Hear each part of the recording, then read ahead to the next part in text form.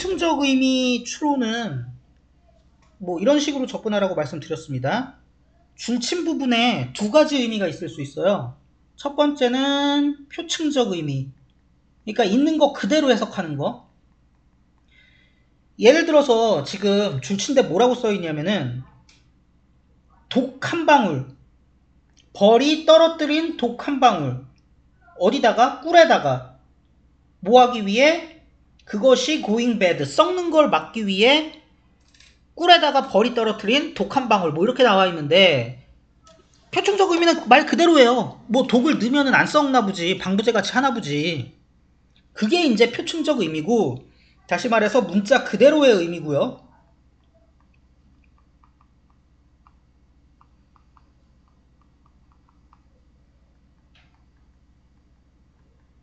심층적 의미는 이 글에서 전개되는 주제에 따라서 저 표충적 의미를 통해 실제로 전달하고자 하는 의미를 나타냅니다. 그래서 표충적 의미는 그 자체로 물어보지 않아요. 다만 이게 하나의 단서는 될 수 있겠지. 어떤 식으로 단서가 되냐? 뭐 이런 식으로 생각해 보자고요. 꿀이란 게 좋은 거고 독이란 게 뭐 그렇게 썩 좋은 건 아닌데, 그 좋은 꿀이 망가지는 걸 막기 위해서 가끔은 좋은 꿀과 반대되는 독을 넣기도 하는구나. 그러면은 이거는 최소한 어떤 긍정평가의 대상의 가치를 높이기 위하여 부정평가 혹은 긍정평가와 반대되는 어떤 조치를 취하는 게 아닐까? 뭐 요런 식의 단서로 삼아볼 수는 있다는 거죠. 그리고 이제 최종적으로 문제를 풀기 위해서는 이게 주제 물어보는 문제가 아니기 때문에 주제는 좀 일찍 던져줄 거라고요. 그래서 그러면 주제 도출 후 거기에 근거하여 읽고 이 내용을 추론해낼 필요가, 실제 의미를, 심층적 의미를 추론해낼 필요가 있습니다. 한번 보도록 하죠. 각 등장인물, 이야기의 각 등장인물은 기여해야 돼. 어떤 방식으로 건. 등장인물이 이야기에 기여해야 한다. 때때로 캐릭터들이 그냥 자리 채우는 애들일 수도 있어. 자,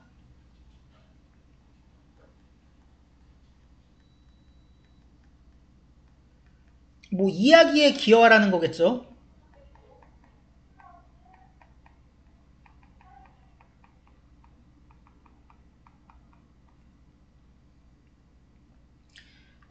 걔네들 자리 채우려고 있는 애들이 줄여지거나 감소되거나 합쳐질 수 있을까? 다른 애들이랑?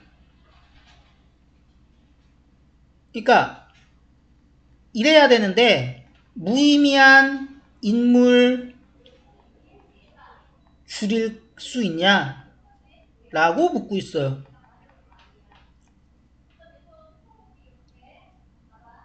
first time writer. 뭐 글 쓴 지 얼마 안 되는 애들은 종종 쌍둥이들을 가지고 있는데, 또는 형제를 가지고 있는데 걔네들 줄여질 수 있어, 하나로. 그리고 뭐와 함께 하나로 줄여질 수 있습니까? 두 배의 복잡성과 함께. 줄일 수 있는 사례를 얘기하는 거죠. 근데 줄이면 어떻게 된대요? 인물이 줄면서 이야기의 복잡성이 증가한대. 등장인물의 수와 이야기의 복잡성에 대한 얘기를 하고 있네요. 모함으로써 more than one function or role. 하나의 기능이나 역할을, 하나 이상의 기능이나 역할을 캐릭터에다가 넣음으로써, 즉 인물의 복수의 기능과 역할을 부여한대. 이게 이야기의 복잡성을 높여준대요. 그러면 이렇게 해갖고 등장인물의 복잡성을 높인 게 이야기에 기여하는 건가? 뭐가 가능하냐? 걔네들을 훨씬 더 흥미롭게 만드는 게 가능하대. 아, 그러면 이게 좋은 거네? 얘네 등장인물들을 더 흥미롭게 만드니까. 아, 그럼 인물이 입체적이 된다는 얘기네. 그러면 필요 없는 애들을 줄여서 한 인물이 가지고 있는 복잡성을 높여서, 역할이나 기능을 높여서 우리가 그 이야기에 대한 흥미를 더할 수 있겠네. 각 인물은, 그럼 여기다 한 번 더 정리해보자. 여러분 이거 이렇게 안 적으면 까먹더라고. 인물을 줄이는 게 중요한 게 아니고 인물의 기능과 역할이 증가해갖고 걔네들이 흥미로워져서 이야기에 기여한다는 게 중요한 거죠. 나는 이게 이 글의 주제일 것 같아요. 아직 다 안 읽어봤지만. 각 사람은, 각 인물은 가지고 있어야 돼. 보편적으로 발견되는 특징을. 그리고 그게 제공해 독자에게 인식의 충격을 보편적으로 발견되는 특징을 가지고 있어야 된다. 그래서 생각해보래. 하비샴 부인을 찰스 디킨스의 위대한 유산에 나오는, 아니면 세스, 고통받는 어머니죠. 그 토니 모리슨의 빌럽에서 나오는 뭐 노예 어머니였나 뭐 그런 건데, 예시가 중요한 게 아니라 독자들한테 인식의 쇼크를 줄 수 있는 보편적인 특징을 갖고 있어야 한다라고 얘기를 하는데,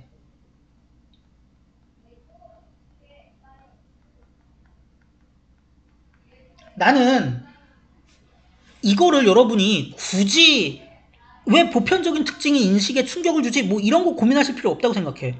왜냐면 보편적인 특징이 필요하다는 이 얘기랑 얘는 별개야. 왜? 인물의 기능과 역할이 많다는 거랑 얘가 보편적인 특징을 가지고 있는지 어떤지는 다른 거잖아요. 보편적인 특징을 많이 가지고 있을 수도 있는 거고 적게 가질 수도 있는 거 아니야. 오히려 나는 하지만 가장 성공적인 캐릭터는 예측 가능하면 안 된대. 그리고 그 뭐가 이득이 되냐? 그 사람이 뛰는데 어디로 뛰어요? 개인적 특징. 걔가 이미 부여받은 개인적 특징의 반대쪽으로 가버리도록 하는 게 이득이 될 수 있다. 그렇대. 예측이 가능하면 안 되고 부여받은 특징이랑 반대로 가버려야 된대. 그러면 보편적 특징도 있어야 되지만 모두 있어야 된다는 거야. 부여받은 특징과 반대되는 뭐 모순적 특징, 다층적 특징, 이것도 있어야 된대. 그럼 이거 두 개 합치면 뭐야 결국에? 기능과 역할이 다양해야 한다고요. 같은 얘기라고 이거. 이것은 특히 대부분의 공감이 되고 영웅적인 어떤 창작 그 인물에서 그렇대. 그런 인물의 창조에 있어서도 사실이래. 걔네들은 뭐가 필요한 거야? 독 한 방울이 필요한 거야. 꿀이 상하는 걸 막기 위해서. 그럼 이때의 독 한 방울이란 건 뭐겠어?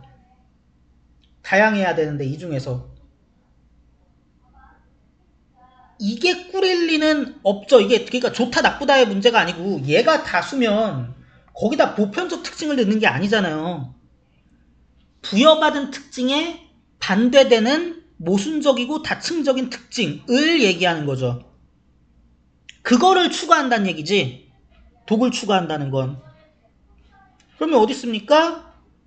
이거지. 3번 모순적 특징. 유지해 걔네들이 더 흥미롭고 매력이 있게 만들어. 독을 탄다는 건 그런 행위를 말하는 거죠. 그래서 3번이 된다라는 겁니다. 무슨 연습하셔야 되냐? 이 연습하셔야 돼요. 물론 가장 중요한 건 해석이 돼야 된다는 건데 그거야 뭐 여러분 남은 기간 동안 단어 많이 외우고 구문도 계속하고 하면서 하겠지만 동시에 무슨 작업도 진행이 돼야 돼요? 이런 것들을 논리적으로 읽을 수 있는 언어 자체의 능력을 향상시키는 건 역시도 진행이 돼야 한다.